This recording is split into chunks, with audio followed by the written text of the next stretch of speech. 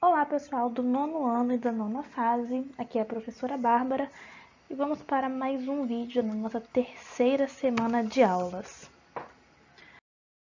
Nessa semana nós vamos falar um pouquinho sobre notação científica. Bom, notação científica é uma forma de escrever números muito pequenos ou muito grandes, mas com uma grande quantidade de algarismos, de uma forma reduzida. Como assim?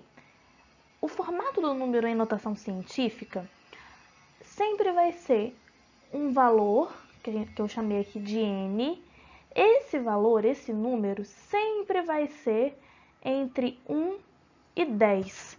Nunca menor do que 1, nunca maior do que 10. Vezes 10, sempre vai ter esse vezes 10, elevado a n. Quem é n? É um número inteiro, ou seja, ele pode ser positivo ou negativo, que vai representar a quantidade de algarismos que você andou com a vírgula.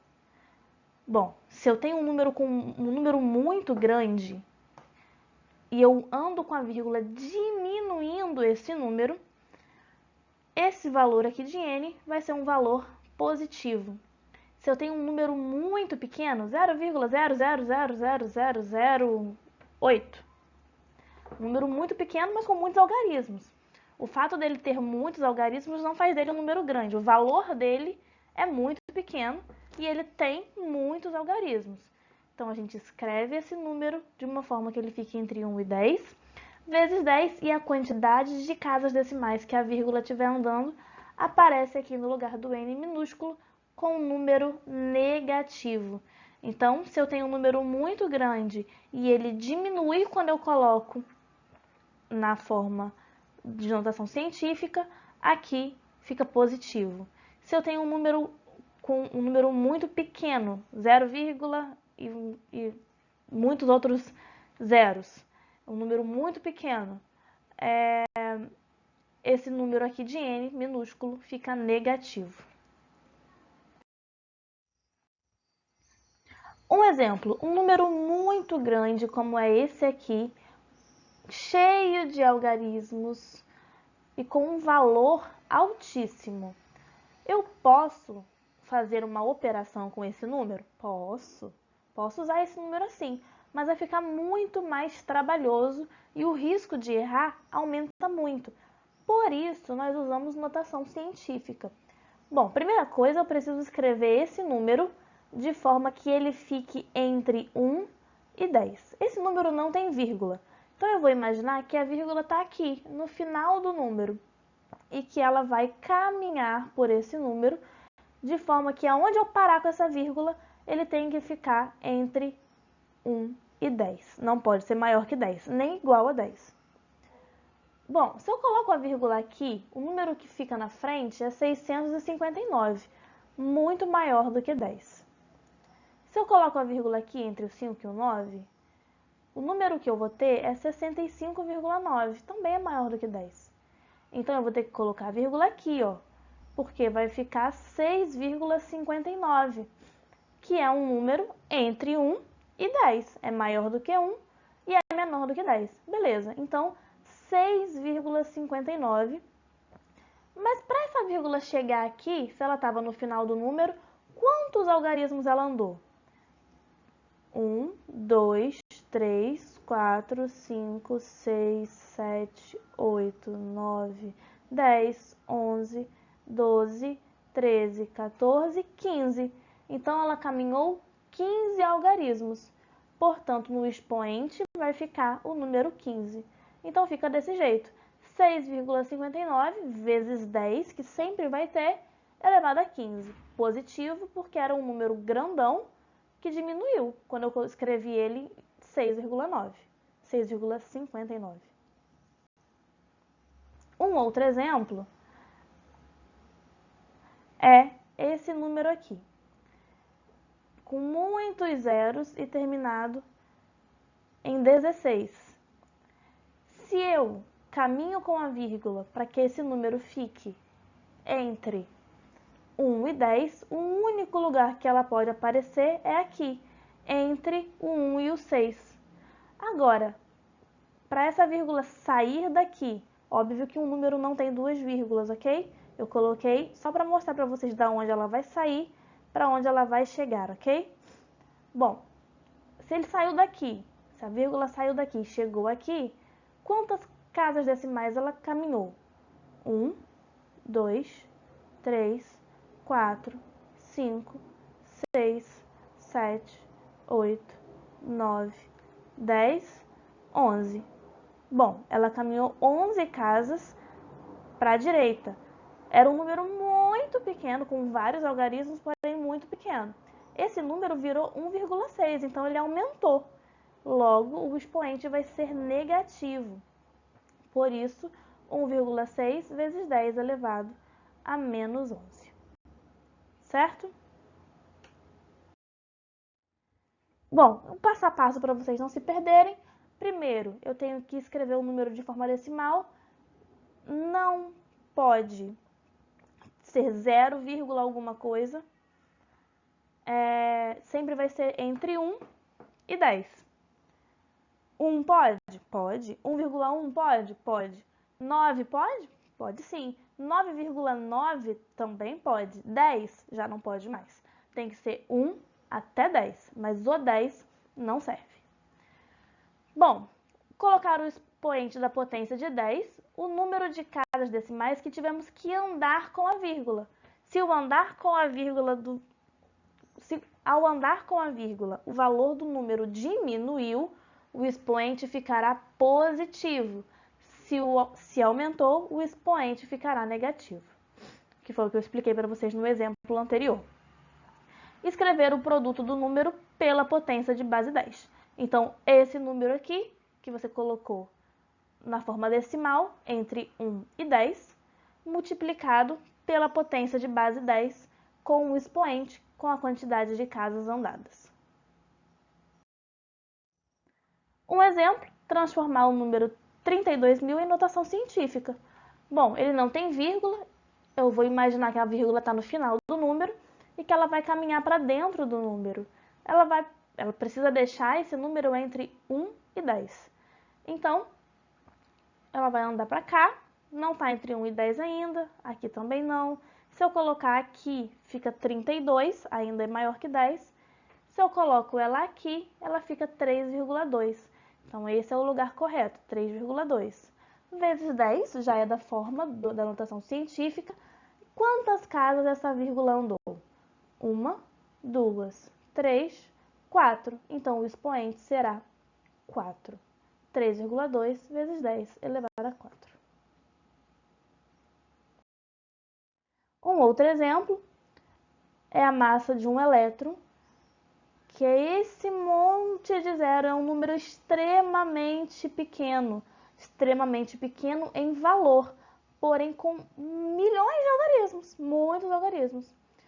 Então, eu vou transformar para a notação científica, posicionando essa vírgula num local que esse número fique entre 1 e 10. O único lugar que isso vai acontecer é colocando a vírgula aqui, entre o 9 e o 1. Então, eu vou ficar com 9,11 vezes 10 elevado a quanto? Quantas casas decimais essa vírgula andou? Vou de 3 em 3. 3, 6, 9, 12, 15, 18, 21, 24, 20, 27, 28. Até me perdi na conta de tanta casa decimal. Então, 28, esse número vai ficar negativo, porque nós andamos para a direita, o número que eu tinha aqui aumentou. Então, 9,11 vezes 10 elevado a menos 28. A distância entre o Sol e a Terra é de 149.600.000 quilômetros. Quanto é esse número em notação científica? Bom, mesma história, posicionar a vírgula para que esse número fique entre 1 e 10, vezes 10 elevado à quantidade de casas decimais. 3, 6, 7, 8. 1,496 vezes 10 elevado a 8. Bom, para o vídeo um pouquinho, vai lá fazer a lista de exercícios. Qualquer coisa, volta o vídeo ou me pergunta, me manda mensagem que eu ajudo vocês. Continuando, o segundo conteúdo dessa semana é o conteúdo de radiciação, que é uma operação que realizamos quando a gente quer saber qual é o número que, multiplicado por ele mesmo, uma determinada quantidade de vezes, dá um valor que está dentro da raiz, que é quem a gente quer saber. Como assim? Qual é o número que, multiplicado por ele mesmo 3 vezes, dá como resultado 125? Pera, multiplicar por ele mesmo 3 vezes é um número vezes ele, ou seja, um número ao cubo. Qual é o número ao cubo que dá 125? Como que eu descubro isso? Fazendo a raiz cúbica de 125. O único número que, multiplicado por ele mesmo 3 vezes, dá 125 é o 5. Bom, então a raiz cúbica de 125 é 5. Vocês não precisam saber isso de cor, de jeito nenhum. Não é para decorar. Eu vou ensinar para vocês como encontrar o valor de uma raiz, que pode ser quadrada, cúbica, quarta, pode ser do jeito, com o índice que vocês quiserem, de uma forma bem simples. Mas antes, para a gente indicar uma radiciação, sempre vai ser desse formato, onde o número aqui x é o radicando, que é quem a gente vai trabalhar para encontrar, e esse n aqui é o índice. Esse índice é muito importante para a gente. Se ele não tem nada escrito, significa que é uma raiz quadrada. Se ele tem o número 3, 4, 5, e aí pode ser qualquer valor, a gente vai usar esse número na hora de fazer a fatoração para encontrar o valor que a gente procura para essa raiz. Então, a única possibilidade de não ter número aqui dentro é se for uma raiz quadrada, que seria um índice 2. Mas quando é índice 2, a gente não precisa colocar. Como nesse exemplo aqui, não tem índice, logo é uma raiz quadrada de 400. Aqui, índice 3, raiz cúbica de 27. Índice 5, raiz quinta de 32. Como calcular isso? Bom, a gente precisa simplificar esse radical. Para a gente simplificar, a gente vai fatorar o número que está dentro da raiz usando fatores primos. Vocês precisam lembrar de números primos, conteúdo de sexto ano. E depois a gente vai agrupar esses números primos usados na fatoração de acordo com o índice do radical. Por isso que eu falei que ele é muito importante. Num exemplo vai ficar mais simples. Bom, eu quero calcular a raiz quinta de 243. Então, eu vou ter que transformar esse número 243 usando fatores primos. Quais são os números primos? 2, 3, 5, 7, 11, 13, 17 e assim por diante. Bom, 243 ele é divisível por 3, que dá 81, que divide por 3, que dá 27, que divide por 3, que dá 9, por 3, que dá 3, por 3, que dá 1. Bom, essa é a fatoração do número 243. Não necessariamente sempre vai dar o mesmo número aqui. Poderia ter usado 2, poderia ter usado 5, poderia usar qualquer outro valor. Neste caso, a fatoração do 243 apenas usa o número 3, mas isso não é uma regra de ser sempre todos os números da fatoração serem repetidos. A gente pode usar mais de um número sem o menor problema. Bom, como é uma raiz quinta, eu tenho que olhar aqui na fatoração e juntar 5 números iguais, porque é uma raiz de índice 5. Então, eu tenho 1, 2, 3, 4, 5. Logo, eu pego esse grupo aqui todo e a cada grupo de 5 sai um valor da raiz. Nesse caso, só tem 5 números mesmo. Então, eu vou juntá-los e eles vão ser representados por um número só na raiz. Como não sobrou nada aqui, a raiz cúbica de 243 é 3. Se fosse uma raiz quadrada, a gente a gente teria que fazer duplas. Faria uma dupla aqui com esses números 3, outra dupla aqui com esses números 3. Sairia um representante desse da raiz, sairia um representante desse da raiz. E os dois que saíram, eu multiplico, ficaria o número 9. E esse 3 que sobrou permaneceria dentro da raiz quadrada. Então, se fosse uma raiz quadrada, o resultado seria 9 raiz de 3. Certo? Mas como é uma raiz cúbica, a raiz cúbica de 243 é o próprio número 3.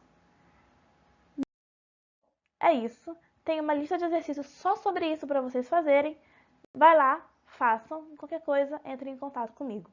Um beijo e até semana que vem.